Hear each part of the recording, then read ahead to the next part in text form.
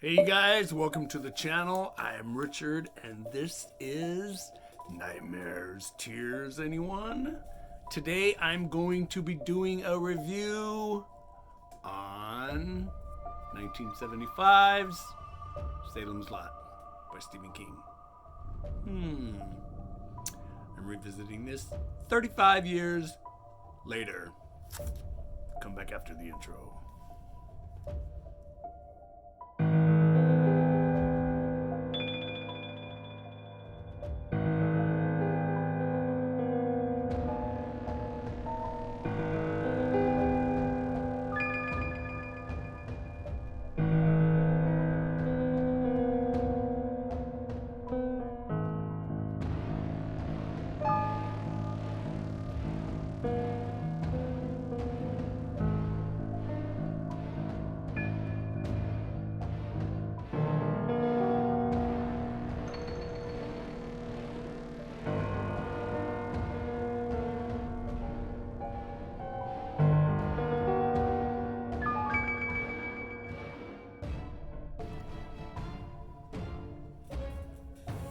Hey everybody, welcome back. It's me, Richard. So today, I've got my Mistress of All Evil t-shirt on. Can never go wrong with Maleficent. Come on, you guys. She's the best. What am I drinking? Hot coffee out of what has become, yes, I said it before, my favorite mug.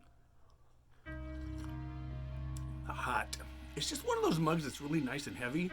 I can throw it in the microwave, don't have to worry about it. A lot of you are going to ask me what I'm drinking. Excuse me, what flavor? This is Caramel Kiss. This is Rich Gourmet Roast Ground Coffee. This is by Always and Forever. This is actually like a wintry spiced caramel coffee. And then it's got like a tropical coconutty flavor in it. Yeah, it's really good. I love these guys. They have all kinds of coffee. Yeah. Yep. Always and Forever. Great coffee. And no, I'm not paid by this coffee company. A lot of you just ask me, you know, what flavor of coffee I'm drinking. This is what I'm drinking. So, first off, before I get into the channel, Dad's home, so Zero's gonna take off out of the room. I gotta go grab my new subscriber list. Hang on, I will be right back. So, I want to welcome some new subscribers to the channel. And you guys, if you haven't done so already, hit that subscribe button right there.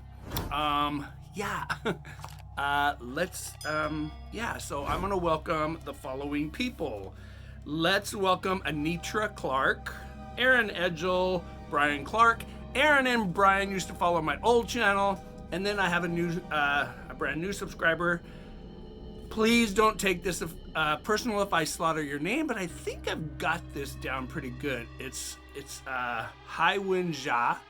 Yes, he is a brand new subscriber, and he just recently found me. He's fairly new to horror.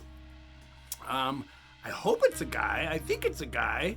If not, I will soon find out. But welcome to the channel. And then I've got 1, 2, 3, 4, 5 more.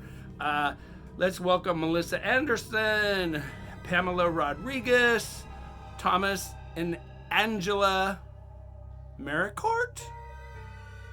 And then last but not least, I gotta flip my page here, my little Ronald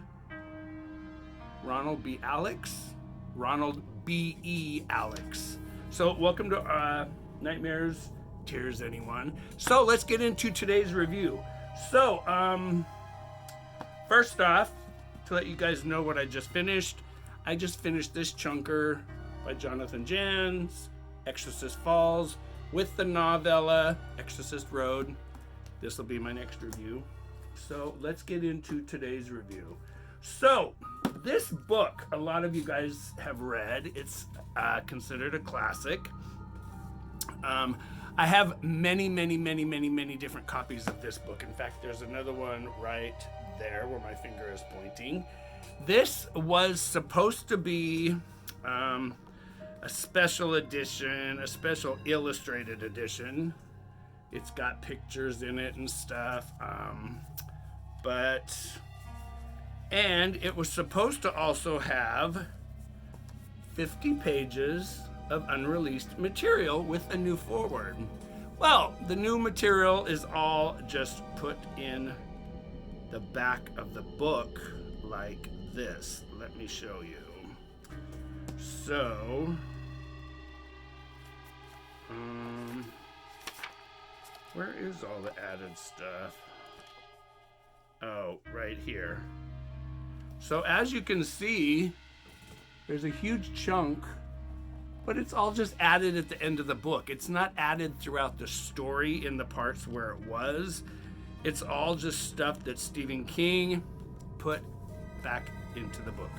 So this is 1975's Salem's Lot. Now, I have a very first edition paperback because it was originally published in hardback.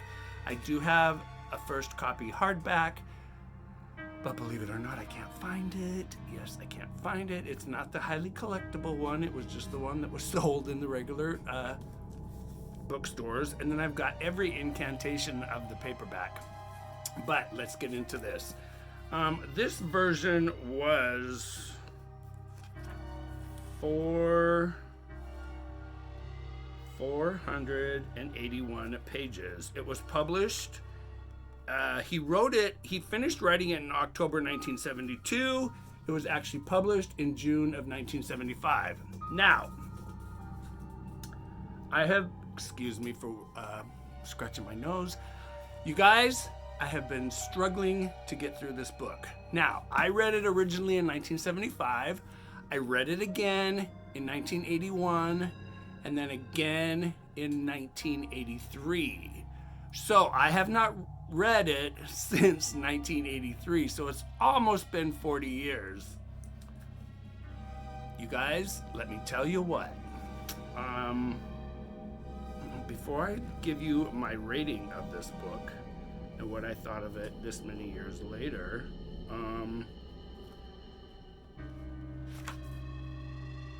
so I'm just going to get into the review. Now, speaking of Stephen King, a lot of you already know this from my old channel. A lot of you don't know this. But in 1981, actually it was April 26, 1982, I got a letter from Mr. Stephen King. Yes, right there. I got a letter from Stephen King. That is my old address where I grew up, around the corner from Ted Bundy. So this was written to me on April 26, 1982, and it says, "Dear Richard Wilson, sorry to be so late in replying to your letter, but there's been a great deal of mail lately and a little time in which to answer it. Glad you enjoyed the books, and I appreciate you dropping me a line. Creepshow will be out in July. As for The Stand, I've done a screenplay, but I don't expect production to begin until sometime next year. The next book coming out is Different Season, and it'll be out in August. Hope you'll like it. Thanks again for the good letter. Hope this finds you happy and well and reading a good book. Best, Stephen King." Yes. And that is really his autograph. And if you notice the S's, this was typed on the same book that had the dropped S's, or the same typewriter that had the dropped S's, which he did a lot of his famous manuscripts on. So, yeah. And it's in this magnetic acrylic frame. I've had it appraised. I've had it appraised 3 times because I was just curious at what it was worth. One guy appraised it at $2,600, one appraised it at $14,000, and one appraised it at $730. So, let's get into this review. So, this book, where do I go with this book? I really wasn't impressed with it 36 years after reading it. Yeah, I have to come to the fact that I'm now almost 61 years old. I've read so many thousands of books that this book was so boring. It was slow. Nothing even really happens until page 128. And those of you that know the story, that's when the dog is found hanging from the fence post in the not Hillhaven. Sorry, Brandon Burnson. That's how much I think of your book. The Cemetery Hill Cemetery or something Hill Cemetery. And the character of Mark Petrie, yes, that young boy that is so taunted by the scratching Glick boy outside of his bedroom window, he's hardly even in the book.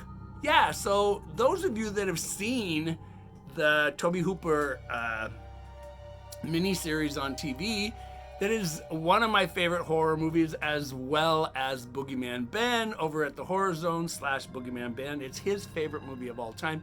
He loves Tobe Hooper's Salem's Lot. He talks about it all the time. I will leave a link to his channel below in the basement. But you guys, this book actually, yeah, it's very slow and boring, actually. It's not scary. It wasn't even really that gory. There was a lot of homophobia in it, a lot of racial slurs, but for being 1975, that was very common back then. Now, those of you that aren't even old enough to remember or weren't even born yet in 1975, that was very common in books. However, this book,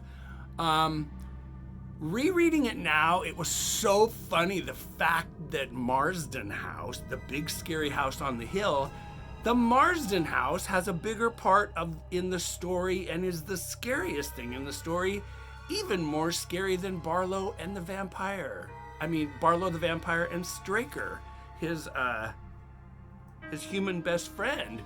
And yeah, the Marsden House is the scariest thing in the book.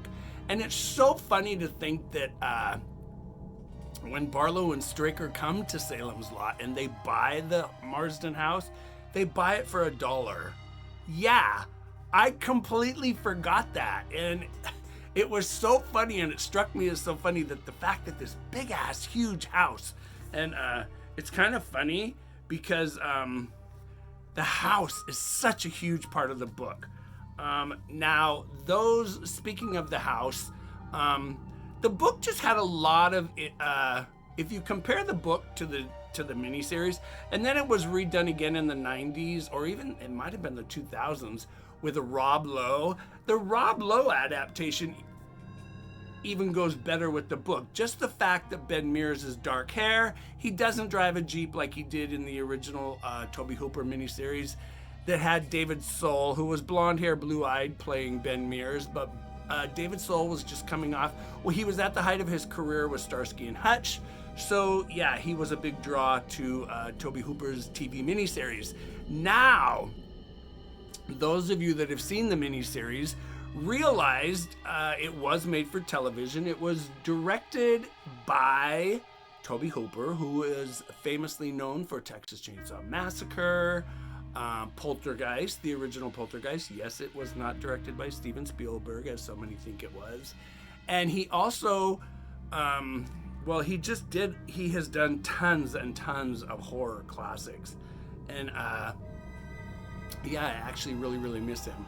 When we lost Tobe Hooper, we lost a genius. But this book, back to the book. Wow, where do I go? It was so, how do I want to put this? Yes, I'm not a constant, well, I have probably 90% of all of Stephen King's books. I loved his early works. However, rereading this, like I said, 36 years, revisiting it 36 years after I read it the last time, it's just not that scary, you guys. And it's kind of funny because I've read a lot of people's reviews on Goodreads about this book. A lot of people that have just recently read it, in the last 10, 15 years for the first time, they DNF'd it. A lot of people have actually given it very bad reviews, said it was boring, said it was not scary, and actually it's not. So, yeah, I gave it 3 stars. Just because it's Salem's Lot. I didn't want to go 2, and 2.5, I just figured I might as well just give it 3. But I think this will be the last time I read Salem's Lot. And actually, there was a sequel. It was made for the theaters, but it actually went to video, and it's written by Larry Cohen, who famously wrote It's Alive. Yeah. It's called Return to Salem's Lot. It's actually a very good movie. So yeah, that is my review of 1975's Salem's Lot.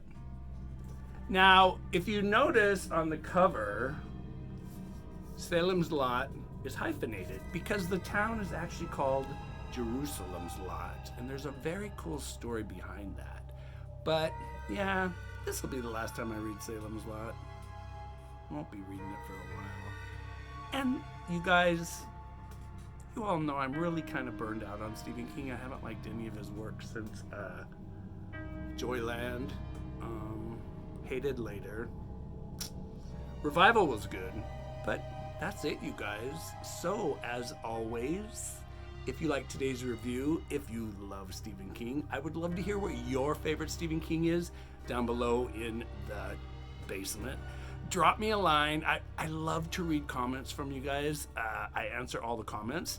And if you haven't done so already, like I said before, please give me a thumbs up if you like today's review. Subscribe to the channel. You guys, be nice to people. Tell those that are important to you how much they mean to you and how much you love them, and you're very grateful to have them in your life. Don't be a hater, don't be a bully, and you know what? Don't be a liar. I've been accused of a lot of stuff lately, and none of it was true. But you guys, that's a whole nother story. Let's go on, let's get scared, and you know what? Live your life as a storybook. Live your life as a story, and you guys, as always, stay scared. Pick up a good scary book, and I will see you in the next horror-filled or even tearjerker. I'm reading a really sad one right now. I'll see you guys in the next video. Take care, you guys. See ya. I'm Richard with Nightmares, Tears, Anyone. I'll see you in Salem's Lot. Not.